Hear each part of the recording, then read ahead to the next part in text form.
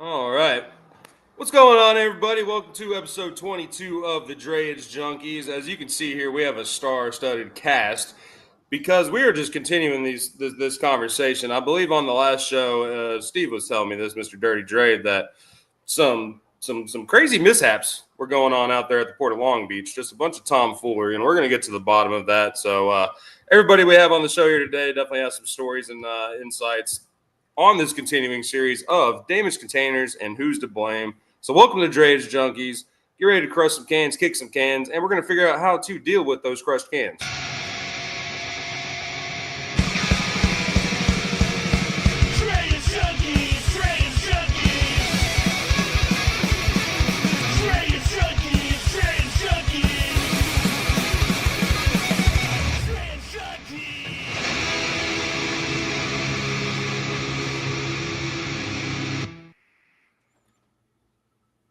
Yeah. What's going on, fellas?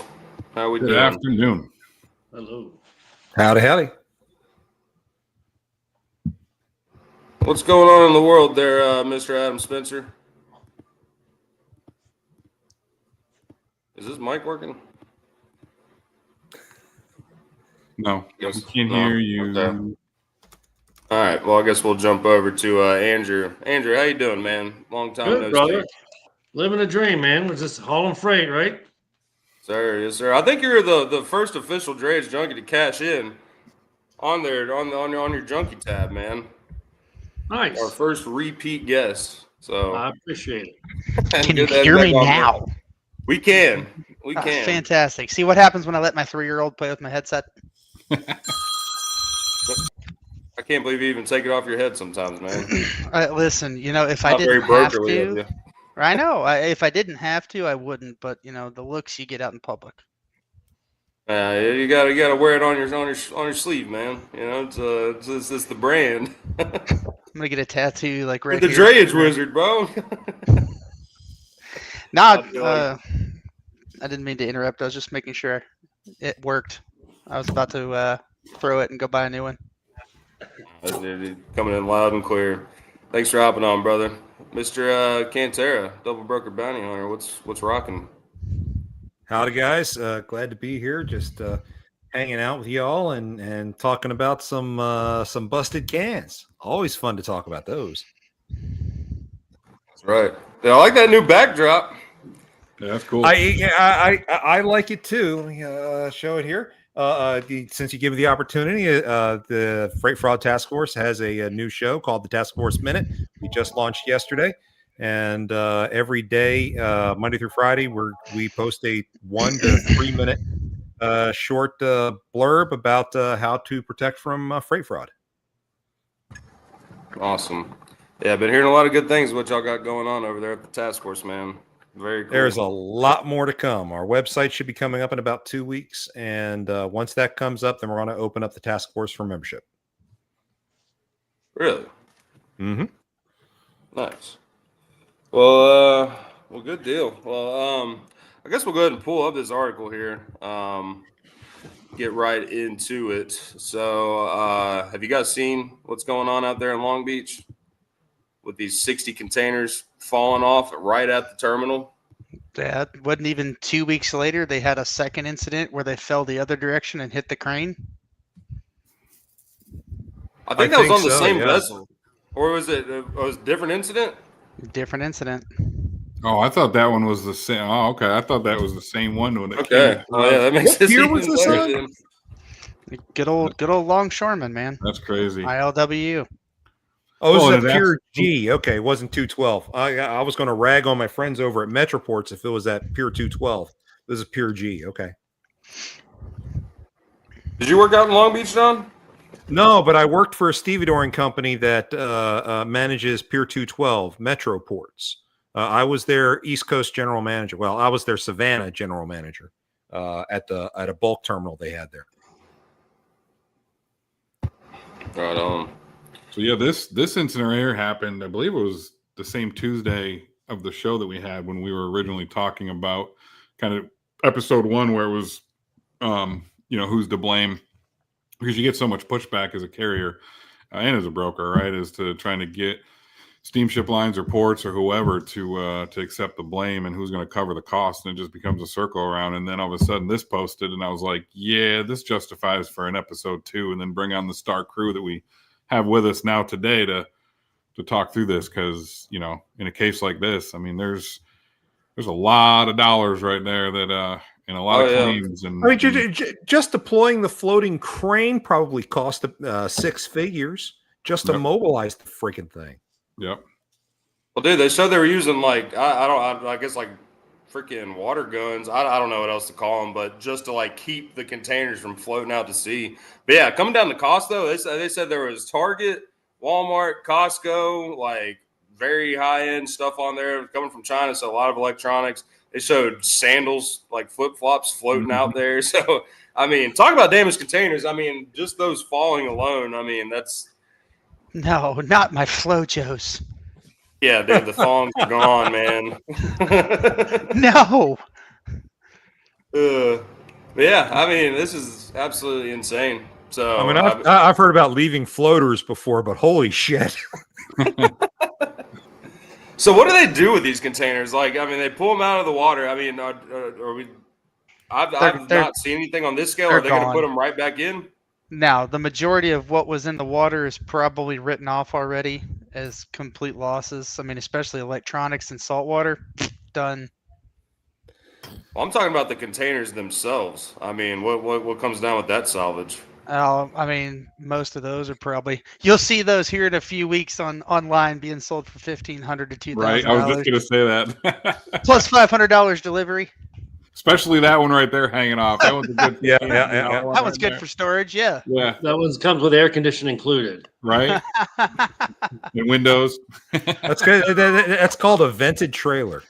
So what y'all didn't know is what that video was showing right there was the impact test. They were just showing you how the cans don't vent.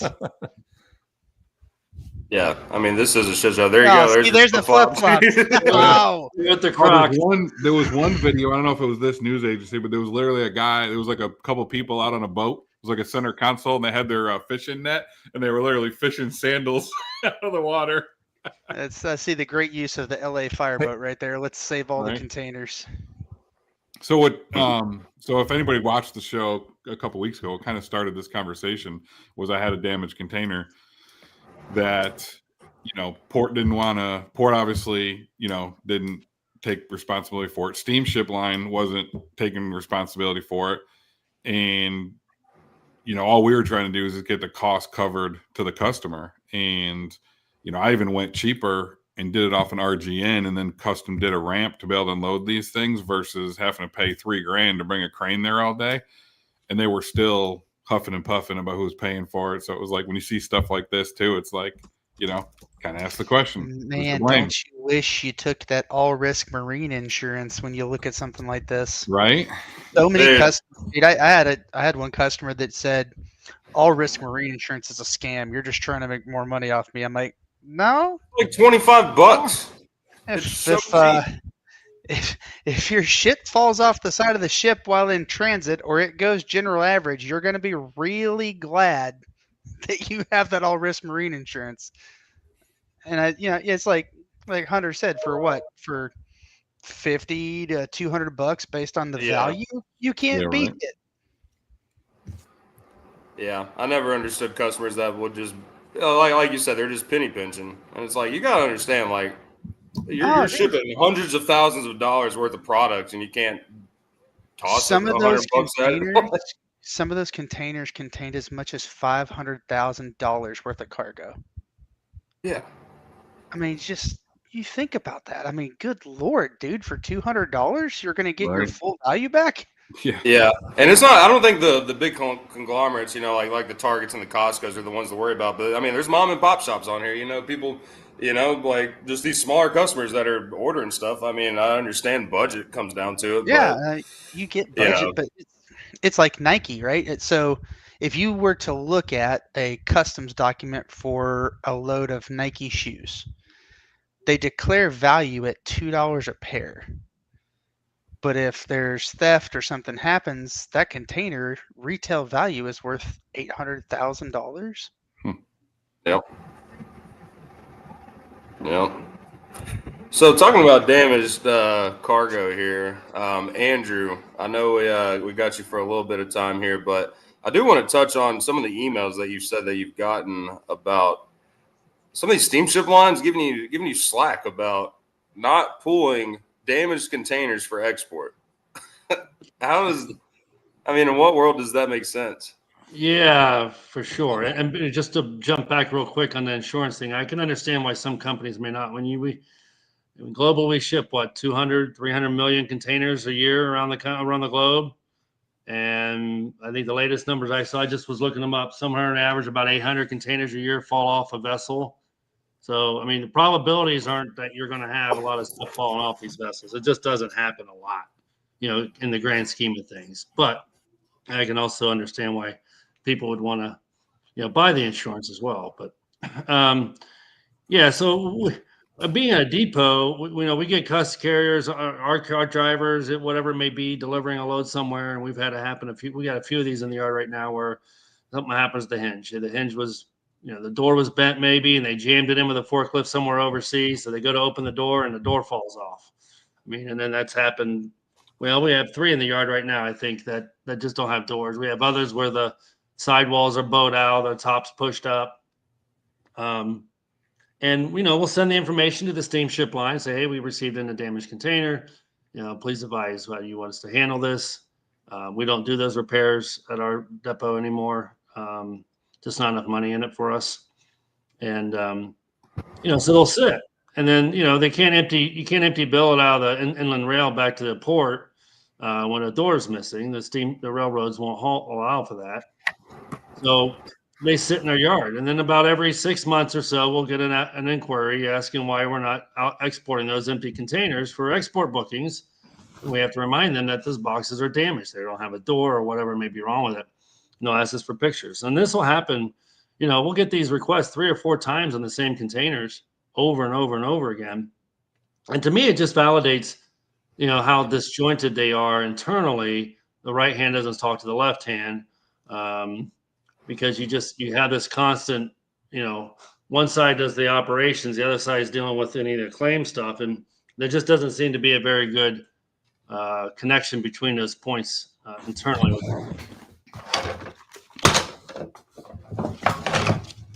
At least from my experience. Have they determined what caused the collapse? Was it a single container just collapsed on its own and the whole stack just came down? Because they all should have been tied together and tethered. Well, so they said that they were in the process of untying them, and then a couple slipped, and then it just became a domino effect. But see, this is what doesn't make sense either. Is like you'll see it's not just one stack. I mean, it's like in different parts of the ship. So, I mean, we talk about pre-trip and post-trip inspections with these trucks. I mean, are we like not checking these containers to make sure there hasn't been any shifting going on? Well, having been a stevedore and a cargo inspector, what they call a surveyor, I've been on these container ships as they're loading and unloading, and I've seen the stevedores and longshoremen climbing the sides of the containers, attaching the securement bars to keep the stack stable. And sometimes these guys are crawling onto tiers and stacks that may have been set 2 or 3 hours prior, and they just hadn't gotten to it yet. So, I mean, as the ship starts to shift, because every container is 25 tons. So as you get, 4 or 5 cranes dropping a container on the ship at the same time, all of it say on the port side, then suddenly you see a little bit of trim to the port of it could be as much as 1 degree. And that could cause stability problems on for these stacks if they aren't secured yet. So part of the crew's main job is to manage the stability and trim level of the ship from starboard to port to prevent such a thing happening. So I imagine there's going to be a lot of looking to see what's happening with ballast control and the officers of the ship and what they were doing at the time to see what the heck happened here. So it's not just the stevedores they have to deal with, but you better believe the crew, the deck crew, is going to get a close look at by investigators on this one. This was an import vessel, right? This was containers coming into LA, not going out. Yeah, it was coming from China. It certainly doesn't look like all of those corner posts had pin locks on all of them. I mean, the containers are clearly just pulling apart. That's the thing. Well, once they set those containers on, it's as soon as they drop the container in place, there isn't somebody standing there setting those pins right away. They come through and systematically set those pins throughout the loading process. So I don't know what the delay is specifically at Long Beach. I know in Savannah it could be as much as 30 minutes, but yeah, we'll see. So is that the same in reverse then, John? If this is an imports, right? Do they remove those pins? Yes, 40 minutes before they unload. Usually, yes. Okay. Usually, yes. But at least in Savannah, they were loading and unloading at the same time. It was a concurrent operation, which I would imagine Long Beach is doing here too. So, all we know is the ship came in from China, whether or not it was loading and or unloading. If you go back a few frames, you'll see these cranes on whether or not they're lifting up a container or lifting up after dropping a container. So, I mean, I'm sure they're doing concurrent loading and unloading. Yeah, Charleston does that too. They'll be loading and unloading at the same time.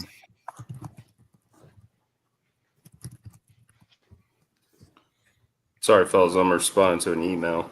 You're good. You're good. Yeah, but I didn't think they unloaded those pins until they got down the stack, right? So are they unloading all the pins on a whole stack at one time, or are they just doing them like one column, one row? I imagine they're doing one column, one row. Again, I'm watching these guys while I'm doing refueling operations or if I'm doing containing or I'm counting a certain shipper's containers as they're loading. So I'm not seeing the whole ship at one time. I never have been able to because, these post-Panamax class vessels, actually, this is even bigger than your standard post-Panamax class. The Pacific class container vessels, these are friggin' massive. There's got to be, 8-9 gangs on that ship at a time.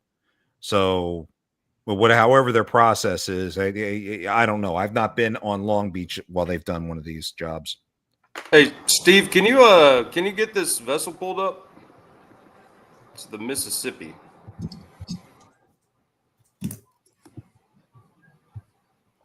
Get down to business on who owns this.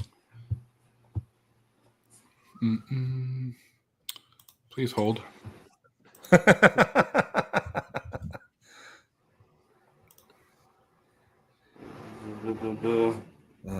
What is today? Yeah, I'm 23rd, right? 23rd. Yeah. Signing a rate confirmation here. 67 containers. Is it the CMA CGM Mississippi? It looks like CMA.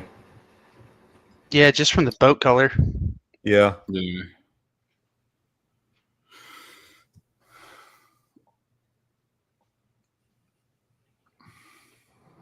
Yeah, I'm trying to. It is currently underway using. Go to marine traffic. That's where I'm at right now. I just had to pull it up. Oh, okay. Yeah. So it's flag-shipped. Can you share that, Steve? So now you're asking Got too your much. brand new laptop.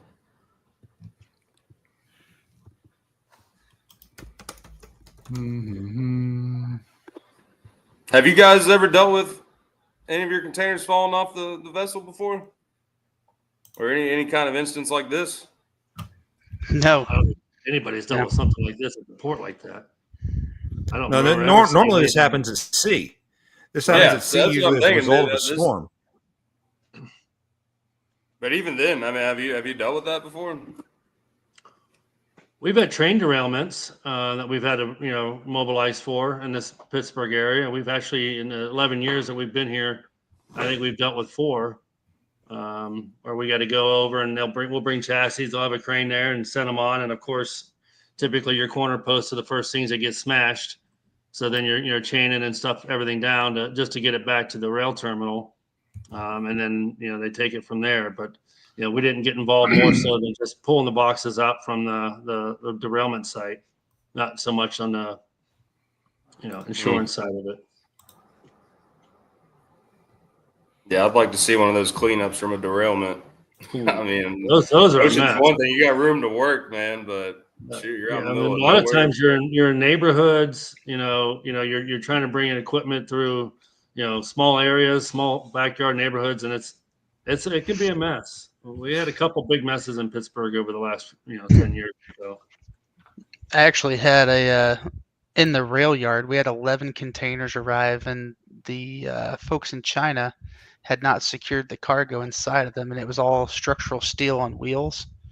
And on the train en route to the yard, it broke through every single one of the containers. Oh, And so we had to transload all 11 containers in the yard. That was interesting, to say the least. yeah. Which, by the way, not every Joe Schmo can just come in the rail yard and transload. You got to be railroad approved, and let's just put it this way: they make their money on that side. Yeah, to get to the hurdles to be able to be an approved transload on-site guy with the railroad is no easy task.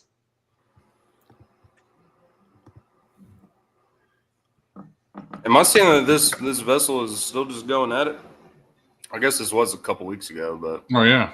I mean, it's over by. Did they do any kind of inspections on these vessels? China right now. I mean, you got 60 containers just falling off the boat. Like, man, it's fine. It was just a scratch. They get an annual safety inspection by the Coast Guard. Safety schmafety. Get that sucker out of there.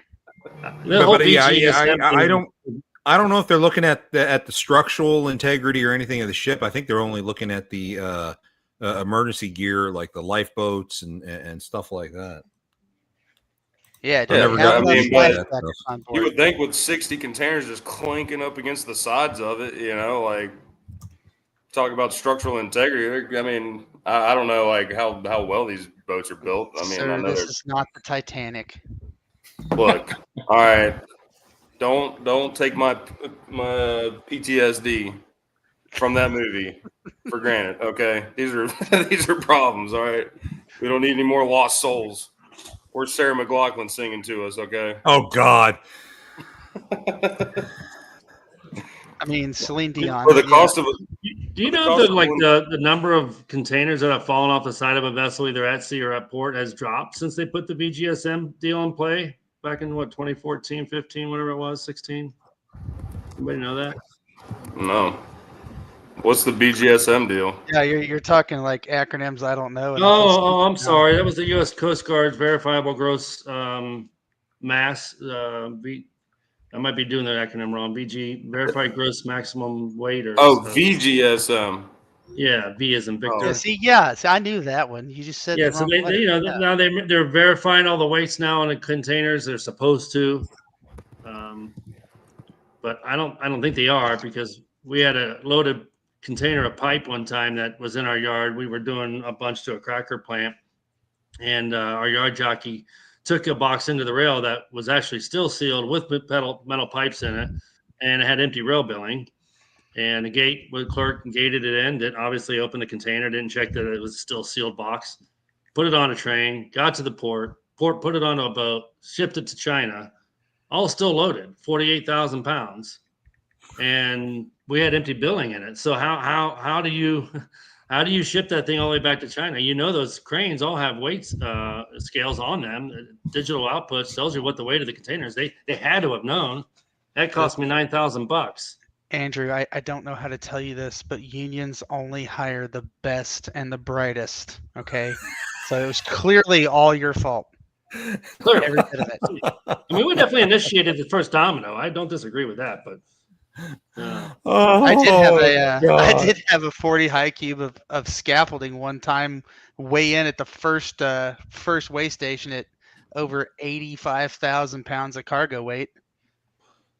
And I literally asked the driver, I'm like, didn't feel like you were pulling heavy there, huh, bud? Your air gauges didn't go through the freaking roof? Yeah, right? Like you weren't just on the axles there? Gosh, man, this thing's really steering really bad. It was a container of feather pillows. Yeah, right? Man, I just thought it was, I thought it was a little heavy. Yeah. But thank God when they lifted it with the overhead crane, the bottom didn't fall out of it. We almost had that with granite slabs 2 weeks ago. Oh, come on. Oh, Come on. They don't put granite slabs in containers at 65 and 70,000 pounds and just expect you to haul it. oh, not at all. Not on some steel A-frame, and it rattles around and busts out the side of the container if they don't strap it right. Oh yeah, no, not at all. Well, this Yeah, one yeah. was Or 15,000 pounds of ceramic tile and a 20-footer. That's y'all are talking about my favorite ones. Like, you get a forwarder to call you for quotes, and yeah, it's 66,000 pounds of granite slabs, and I'm like, I'm not hauling that. I'll put it on a double drop, and you can have a crane unload it to the ground and unload it that way, but I'm not putting it on a triaxle. Well, why not? Because the port, the chassis pool tires are mostly recaps, and they're not designed for that. And I'm not going to let one blow en route and flip 66,000 pounds over on the top of a mother and 3 children in a Nissan Altima. Okay, that's just not going to happen. Every muscle in my neck just cramped up when you mentioned chassis tires. Okay, I used to be the logistics manager for the South Atlantic chassis pool. Okay, Oh, so you're the one. It's Yeah, yours. so- No. I wasn't the maintenance manager. I was the logistics manager. I was responsible to make sure Charleston, Savannah, and all had chassis when they needed them. Yeah, but that was you're back the when we one. had a It was fleet. all your fault. We had a fleet of like 60,000 chassis that I was constantly having to shift between Mississippi and Charleston. Oh my fucking God. And the tires. Oh my God, the fucking tires. Yeah, my favorite part is you get 25 miles outside of the port, and it's your fault that the You can recap. get Talked about that miles too. before it's your fault. I tell you, when you were talking about insurances earlier, that is the one thing that Charleston is on point with, because the chassis pool here, I pay $3 a day per chassis, and if I blow a tire, they cover it. And considering the fact I'm in another recycling thing all the time, Oh, what are you doing? When did that change doing? though, Steve? When did that change? 2023? When did that change? Oh yeah, When South Carolina got their own chassis. Yeah, and the end of SBC 2022 is when they went live with it. They launched it to Walmart and stuff first, and then we ended up getting it at the beginning of 2023, and it's been awesome. Yeah, I mean, they have some of the best chassis in the pool. If you don't have your own, I'm sorry, I was letting Adam finish. no, you're good. I was just saying, I have such a hard time with it. I mean, we just got a notice the other day. One of the chassis providers in our market offers a waiver program. And you pay this $10 or whatever a week, whatever, for this waiver program. I am not going to pay you to not charge me for your junk tires. Yeah, Well, that's for fair. for me, it's, and again, the reason I do it is I'm in and out of recycling centers. Like, one of my main commodities that I move is export metal out of scrap yards. So for me, he for likes to pick $3 up a day, flash tires. yeah, I mean, I couldn't tell you how many we've replaced. They've replaced because a piece of metal went through there. So for me, I'll do it all day long because of Just the commodity watch. that I move. They're gonna watch this show. We and only then all haul of a sudden scrap Steve's because price is I'm gonna not worried about increase. the chassis tire. I'm more worried about the tractor tire.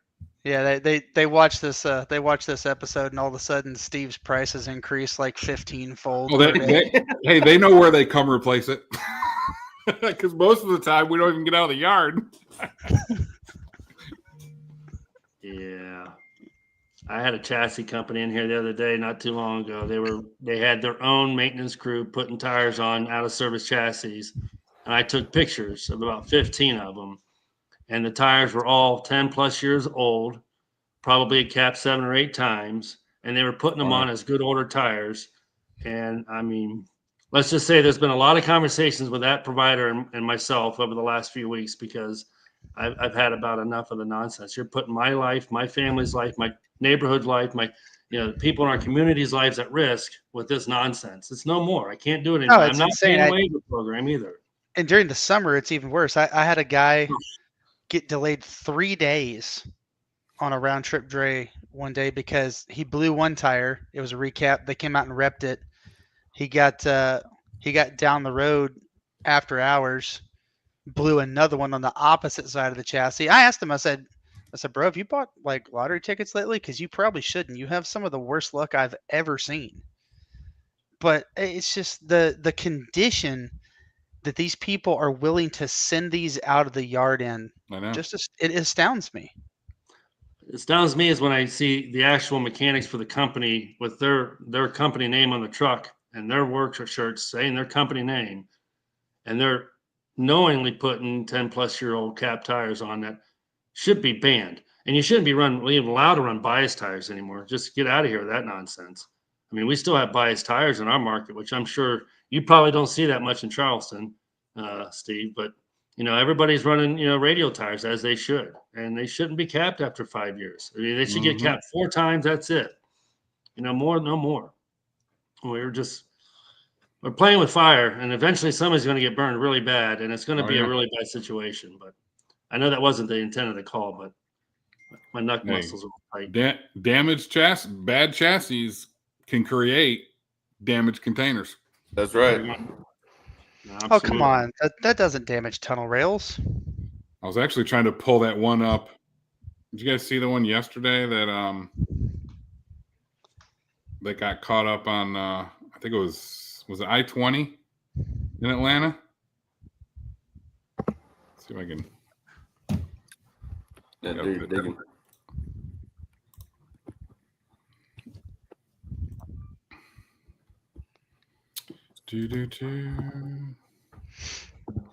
Guys, I hate to do it, but I got to go. I got a big project I'm working on, and I got to make a phone call. I'll catch y'all later.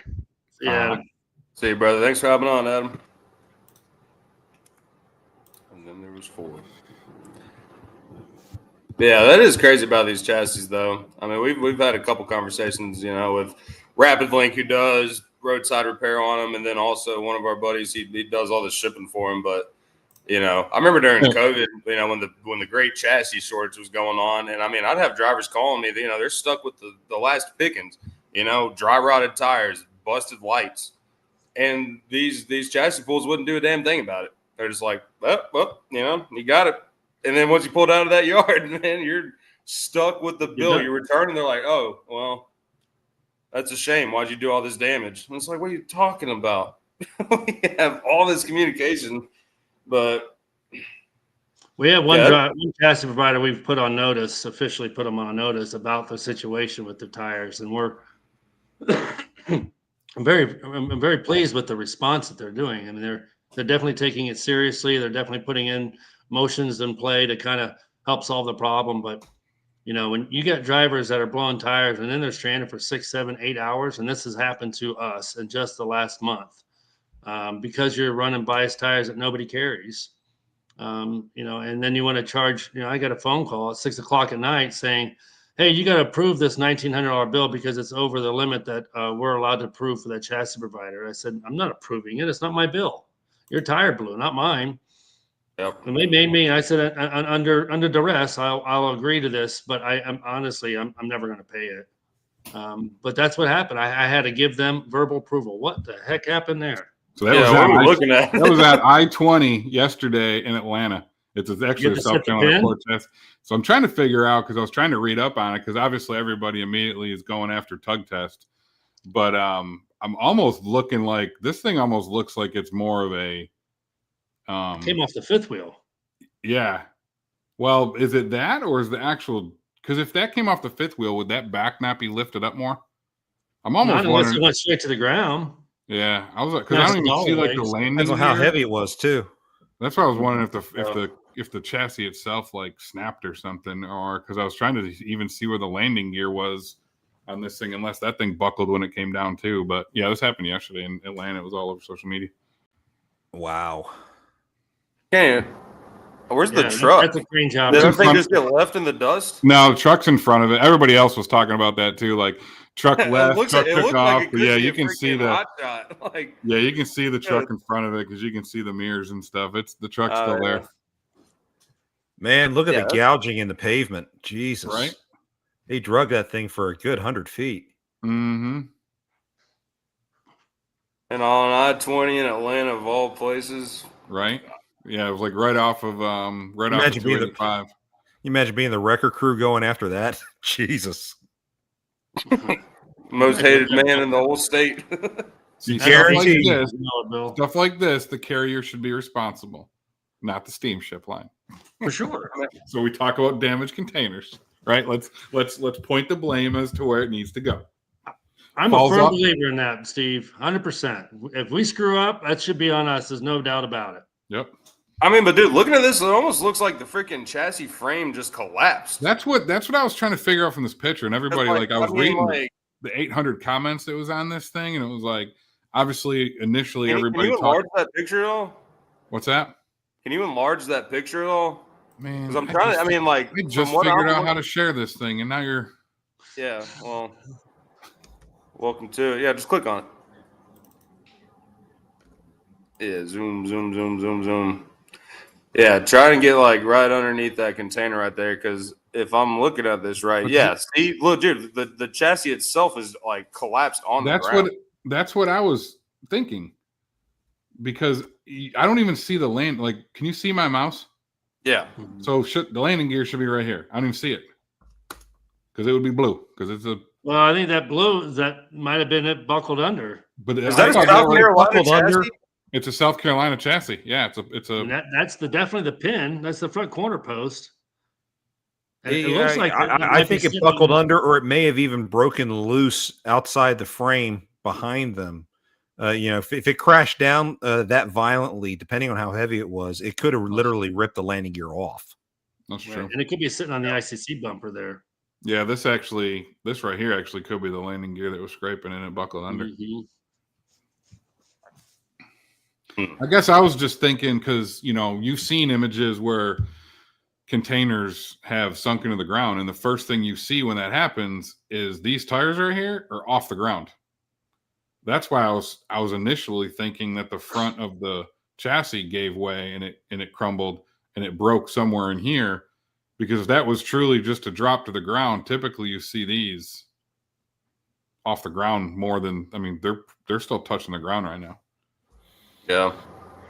But see, how does that even happen? We've had a lot of loaded containers sink in our yard when we first started up years and years ago.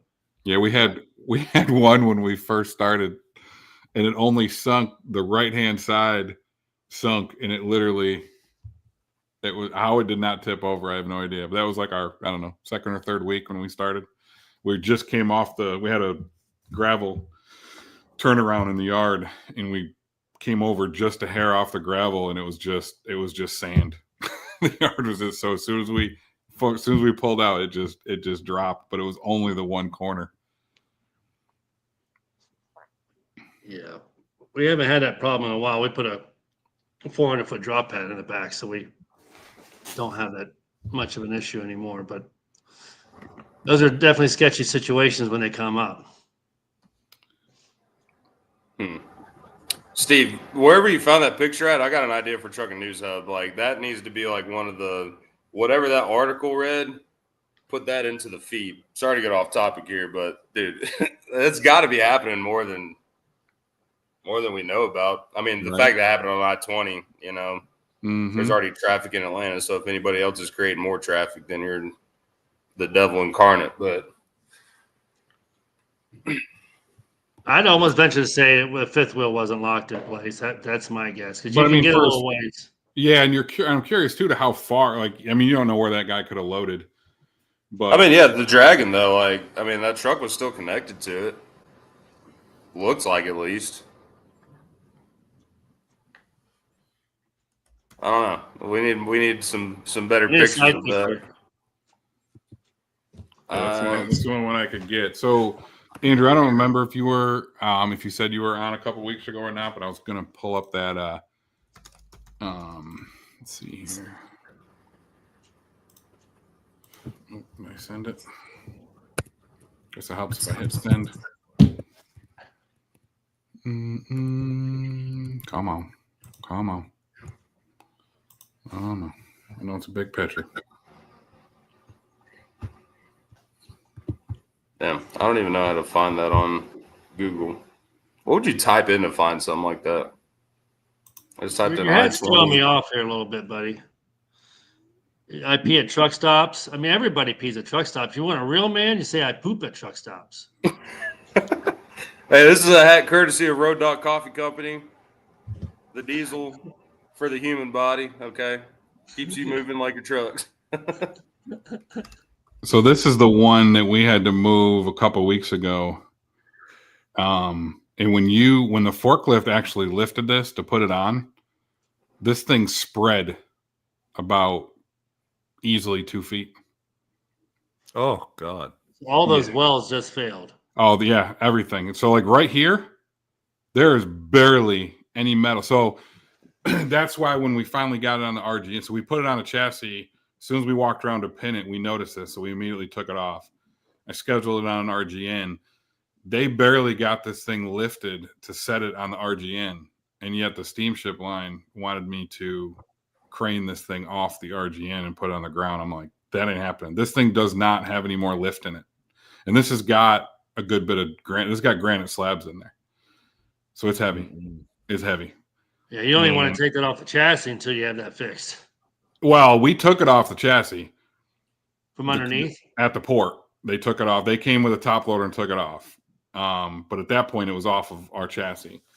But every lift that it did, that gap got worse. So when they lifted this up, they wouldn't even go over the back wheels on the RGN. Like, they didn't lift it up and have him drive under it. They literally came and put it on. They left it on the ground and grabbed it with a top lift. They didn't even use a crane to where we drive under the crane. They literally did it with a forklift to where he just drove up to the RGN and dropped it on there. Like, so he only had to come off the ground like a foot. But yeah, it was, but the fact that I had to keep going back and forth, and I'm, customers still going back and forth, with this one, but. So I assume the steamship line's not taking ownership of their. Well, they gave us they gave the customer some last free days. They wouldn't pay the full bill for the RGN, even though it was way cheaper than if we actually rented a $3,000 crane. So the total move was $1,500, and it was only going like 30 miles, and they were arguing about $1,500 for this. And I mean, if I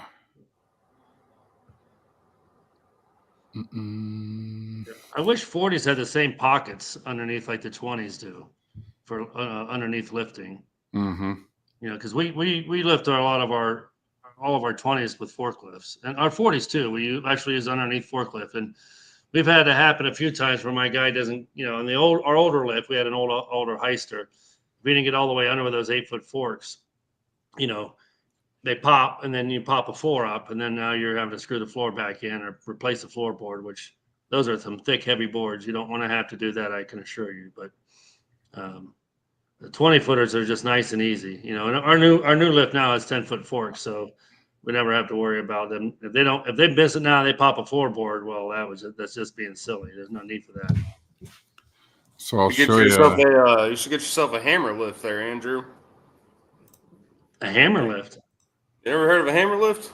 Are those the ones that sit on the ground and they lift from the side? And I mean, both of our lifts are loaded capable. We have one as a 20 top lift, and the other the bottom lift one is also heavy lift. They both can lift 70,000 pounds, but they're not quite ideal because I got to switch back and forth. My guys got to jump back and forth in the truck depending on if they're lifting a 20 or a 40.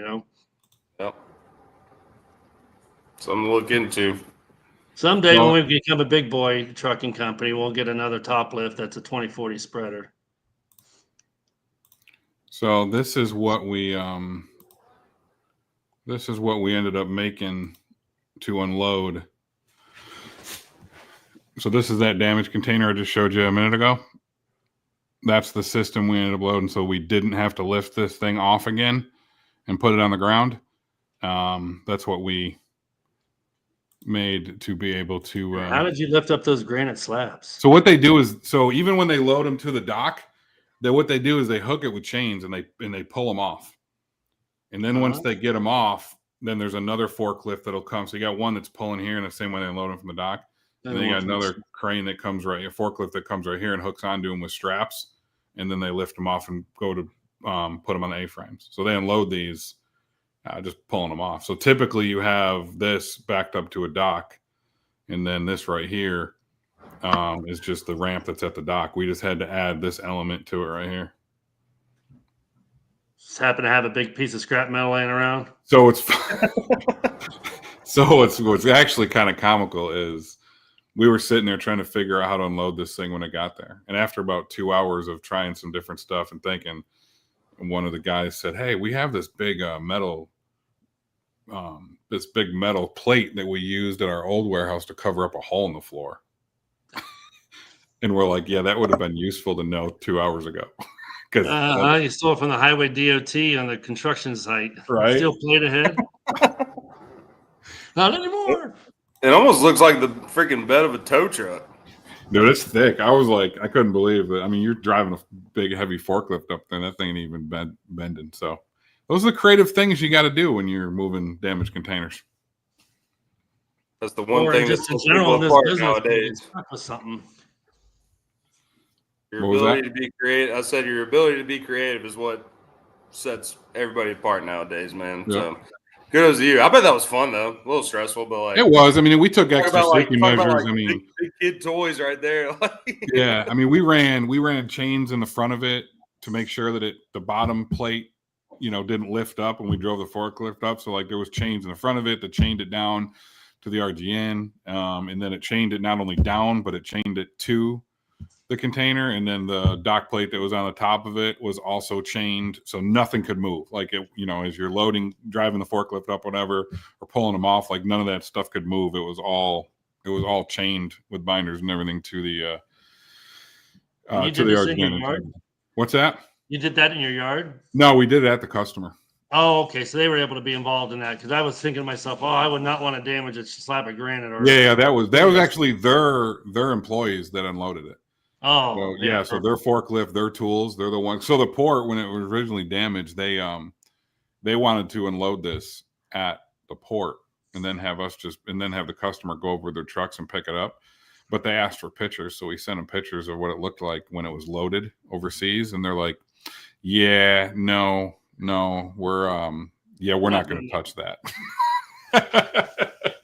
we're not going to touch that. So yeah, if you want to just come get it, that'd be fantastic. Thanks. So I got to give a shout out to, and he was on the I think it might have been our second or third guest, out of Gauge, Mike. So our friend Mike with out of Gauge Project Group, he's the one that when I first started wanting to entertain moving damaged containers, when we had him coming in for a customer, he hooked us up with this guy Warren that knew his stuff and knew exactly the position to put it on the RGN so that there was plenty of room to still come up and unload it. So we just did another one today, not quite as damaged. It just had some bent pins, but did another one today that he helped us with, and we got it down to a science now. Sorry. Got the dogs over there. Yeah, 3 of them, and they're ornery. Yeah. I got the same The second deal. or third year I started our depot side, we had a customer bring in 20 containers of flat sheets to steel, anywhere from 1/2 inch to 1 inch thick. And they got to their plant and they're like, "Oh, it's not in the right spec. It needs to be going to another location so it can get reheated and something." I don't remember what they did to the steel, but so for about 2 weeks, me and one other guy in my office, he drives trucks for me now, but we got in a forklift and we had a hand unload like these 20 containers and put these slabs in a yard on blocks. And we would be there till 11 o'clock, 12 o'clock at night, every night for a couple of weeks, unloading these containers and getting them set up so that we could reload them on flatbeds so they could be reheated and whatever else they needed to do to them. It was insane. But the only reason I brought up, Steve, is that what we do in our business when we get into a pickle is we provide solutions, right? We're solution providers. We're not logistics companies. We're not just truckers, right? We're problem solvers. We're problem solvers. We're solution providers, and it's commendable for you guys to be able to do that for your accounts like that, because there's a lot of people that wouldn't. They'd be like, "Not my problem," and it's nice to know that when you work with someone like yourself, that you're going to help all the way to the end. Yep. And that's the way it should be. Yeah. I just wish the steamship lines would follow the same story for us. Yeah, it's like, don't make it so complicated, right? I mean, these things come off the ship all the time damaged. Like, have a protocol, right? You shouldn't have to jump through hoops. We shouldn't have to, explain, like, and I was using words when I was sending emails back and forth to them because I got involved in it, right? I mean, the freight forwarder was on the emails, the customers on the emails. I mean, there was like 16 people on there. So I started using words like, catastrophic event if this thing didn't get, if you just put it on, because they were like, oh, this can't go on a chassis and be chained. That was the one that I showed you where the floor is about to cave out. I'm like, yeah, no, this can't be chained. Like, then it was just, hey, just put it on a low boy. Okay. A low boy is not going to back up to a dock, Mr. Steamship Line. So how do you expect us to unload this? Oh, just put it on the ground. All right. I'll just pick this thing up and throw it on my back and put it on the ground. Like they have, and most of these people don't, and they don't have a clue. Now, it's unfortunate. It seems like every situation is the first time they've dealt with it. Oh yeah. Yeah. And then depending on, this is a direct customer of ours, obviously. So, we didn't have to deal with the broker that doesn't know what they were doing. So that was good that I only had to deal with a crazy steamship line and not added to the chaos of somebody else on the call that didn't know what they were doing. If I had, John as my dispatch person, I knew that I would have been in good hands. Right, John? You know it. Hey guys, I got to jump off. I got another call I got to jump onto.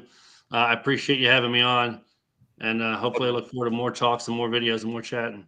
Absolutely. Yeah, man. Thanks Thank you, Andrew, for coming on. Yep, absolutely. And then there was 3. So, John, you got any crazy stories for us, John? Oh, jeez. Andrew, just exit out of the tab. There you go. I've seen more shit than I can imagine in my time. Like when I was at the chassis pool, I remember I was on my way into the office and I was driving along one of our pool chassis out near the Port of Savannah on Highway 21. And I literally watched the forward axle of the chassis come apart, the hub assembly come apart, and both wheels came off at the same time, rolled across the road in front of me. Thank God it was in front of me at about 50 miles an hour, went off the side of the road, through a chain link fence into a yard where there were a bunch of natural gas pipe and inspection houses. So all I was thinking to myself is, holy shit, I'm about to die because there's going to be a massive natural gas explosion. It missed everything and went through another chain link fence and then stopped on the side of a on-ramp bridge where the dirt was mounded up for the overpass. Oh my God. I held my breath the entire fucking time. I felt bad for the poor truck driver because the poor truck driver had no idea what was fucking happening either. Right. And he pulled over and was like, oh, and here I am. Oh, called the maintenance guy. I was like, hey, Bob, you want to come out to 21 about 2 miles south of the port? Take a look at this. Yeah, we got an issue. Just a small one. Oh, while you're at it, call the gas company. They might want to come out here. Oh my God. Between that and some of the crap I've seen at the port, it wasn't always just drayage though. I've seen containers loaded with aluminum billets coming out of Dubai fall over on the side of the road, punch through the side of a container before. Oh my God. I have nightmares sometimes of my time running warehouses and working at the port for some of the craziest shit that I've seen. Thankfully, I've never been involved in one of these issues like the Mississippi was. These containers fall off. Oh my God, it's insane. I can't imagine what I'd have to go through with that one. Well, they said that some of the people that worked at the ports, man, they've been there forever. They said this is the craziest thing they've seen in 35 years. Oh, that doesn't surprise me. that doesn't surprise you. You don't hear that stuff happening at a port. Yeah, Well, I'm maybe surprised like we're not hearing more about it. It's just kind of one of those things. Like, why is this happening now? If the last time this happened was in 1990, like, why is this just now happening? What Right. was the mistake? Because I mean, like, and like we looked at, it's not just one row of containers; it was multiple. So, like, but I think part of that has to do with the maritime industry as a whole. Do you guys remember the ship that rolled over in the channel coming out of Brunswick, the Ro-Ro ship? Oh yeah, yeah, 7 years ago. Yep. Okay. There was very little press coverage about it. Initially, you had the burst when it first happened, kind of like we did here. But then afterwards, there was very little said about it after. There at one point there was a fuel leak that made a couple of headlines. But how they scrapped it in the 18 months it took to scrap the ship, recover the cargo, and all that, you heard nothing about it from anyone. Forget the fact that it was all in litigation.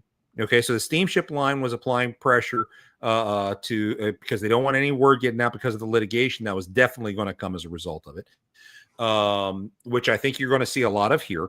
I think you're going to see a lot of these other companies, the Walmarts, the Costcos, and all that, who are going to sit there and apply whatever pressure they can to say, look, we don't want to see any headlines on this. It's all in litigation. We can't make any comments and all that. And I'm sorry, if the big boys aren't willing to make a comment, there's no news story.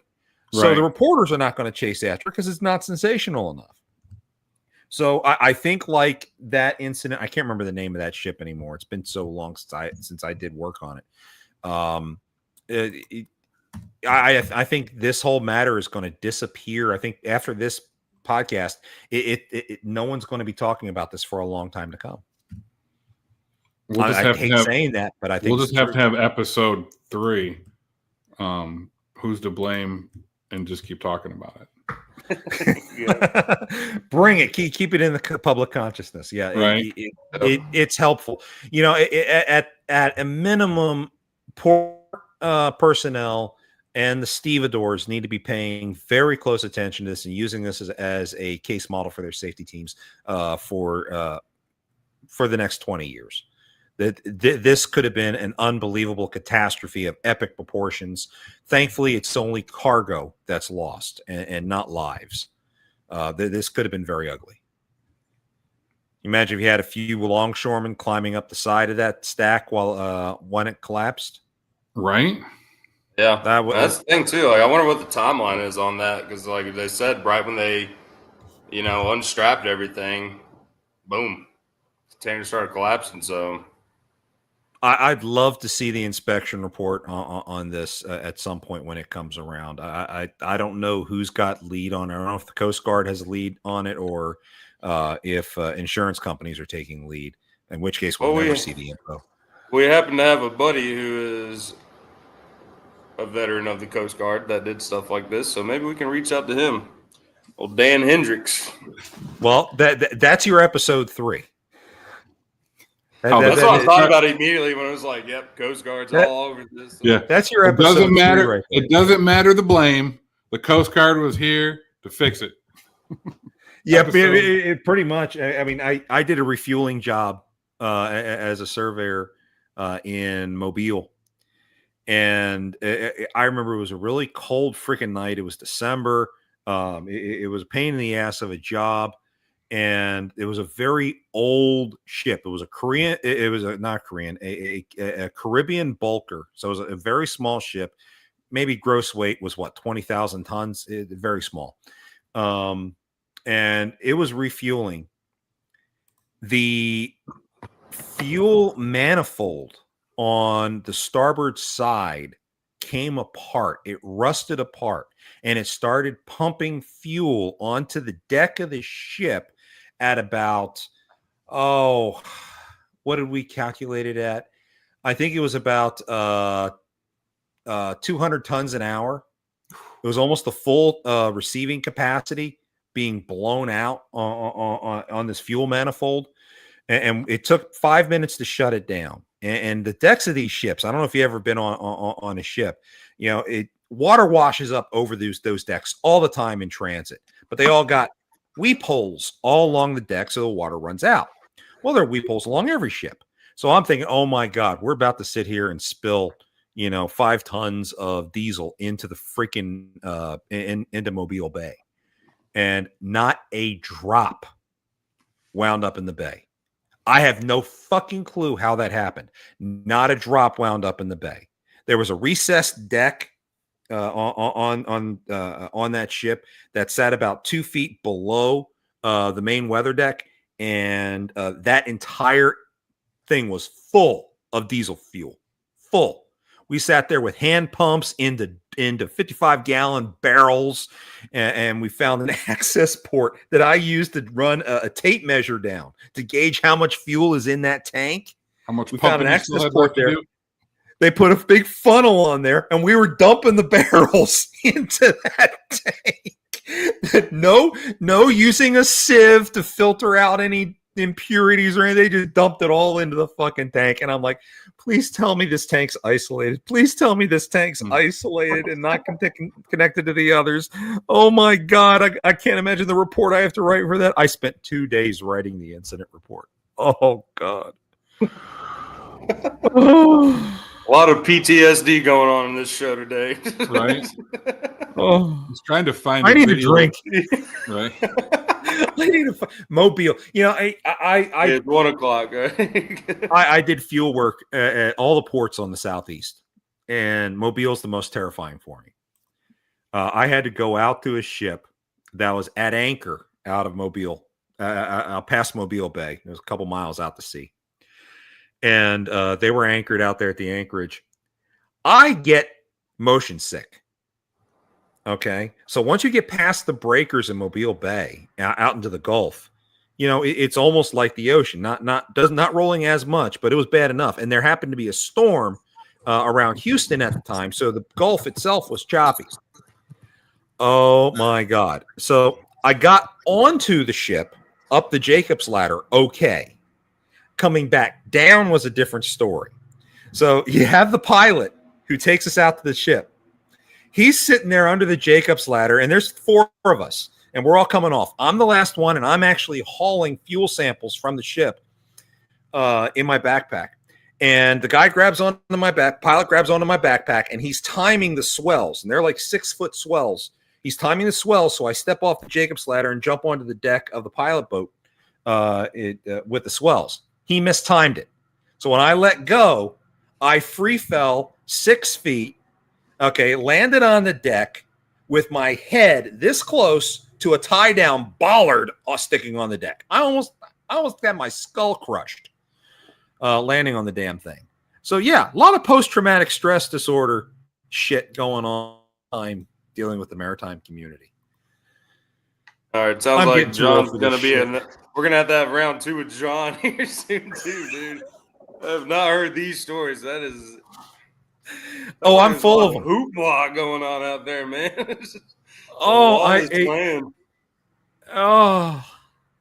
This is just my own personal traumatic shit. Forget the incident investigations I've had to do in my life. Anywho. Well, this is a good stepping off point. John, thank you so much for joining us today, brother.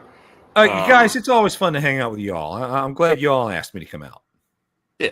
It's been a while, man. So, exiting comments, questions, plugs, updates. Well, of course, catch the Task Force Minute, the newest short show from the Freight Fraud Task Force. Available on Facebook, LinkedIn, our new YouTube channel. We also have a Discord channel open for the Freight Fraud Task Force. So if you guys are running into any kind of fraud situation and you need immediate emergency help, jump into Discord, search the Freight Fraud Task Force, and you will usually find me hanging out in the general channel, able to help at a moment's notice. It's awesome. Thank you once again, brother. Steve, what you got for us?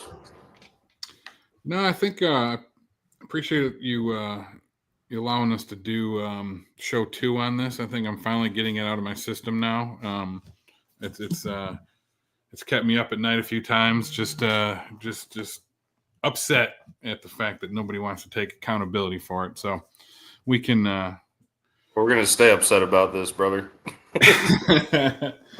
No, I'd love to hear from, drivers, brokers, customers, whatever, right? People watch this show that just has a story, has any information, maybe how they handle it or whatnot. But it's at the end of the day, like we talk about all the time, right? Anytime there's a cost that somebody doesn't own and accept or whatever you want to say, it ends up just rolling downhill, and at the end of the day, the consumer, I guess you could say, ends up paying for it. So, and I think that's the case with a lot of this as well. So somebody's going to pass the buck downhill, and at the end of the day, all of us that purchase either be granite slabs, the sandals that are sitting out in the bay of LA Port, right? We're definitely probably paying more for our sandals now. So all that happens with pretty much anything in the transportation industry. Right. There's better believe consumers paying it. Yep. But I agree with Hunter, John. Thanks for coming on and hanging with us. Hunter, it's always a pleasure to hang with you during our hour a week that we get to hang out. So, Appreciate you guys. What you got, Hound? I just want to say thank you to SureLine Capital, the family of factoring, okay? If you want just absolute service when it comes to supporting your own business, reach out to no other person than Clint Weston and his beautiful team over there at SureLineCapital.com. Tell him that the Junkies sent you. It's on the ticker below. It's the sunshine right there next to Steve's head, okay? Steve works with SureLine Capital, and he's never been brighter since. Well, it's wrong side, but yeah. Well, I'm over here. It's showing over here. But actually, I'll tell you how easy it is. So I don't even know if you've noticed me disappearing because, I'm still here. I'm still engaged. But I've literally submitted 2 factoring invoices since we've been on this call, since we've been on this podcast. So it's that easy. It's that easy. Honestly, it seems like you've been more enjoyable since you've processed those invoices. I mean, that's just a testament. Yeah. I mean, not only have I processed them, Clinton and his team has already purchased them just in this hour that we've been on this call. So and that's you how get to good they talk are. to a friend while you're doing that. I mean, come on, what a deal! But everybody, thank you so much for tuning in. If you're just now tuning in, you tune in a little bit later. Be sure to go back, watch the show, share it with all your friends, family, even if they don't understand it. People needed to know. This is why our flip flops and granite are way more expensive, because damaged containers.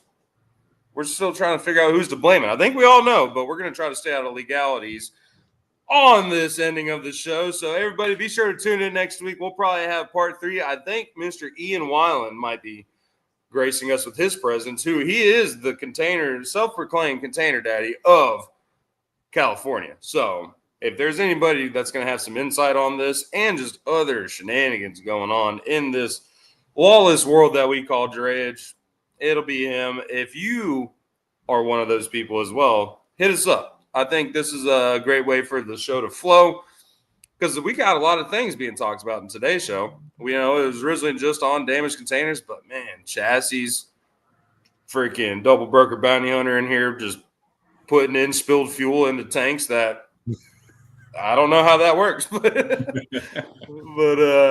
Well, yeah, once again, everybody, thank you so much for tuning in. We'll see y'all next week. Always stay junky. Keep crushing those cans. And if you do crush those cans, make sure that the right person's paying for them. Until next time, we'll see you then.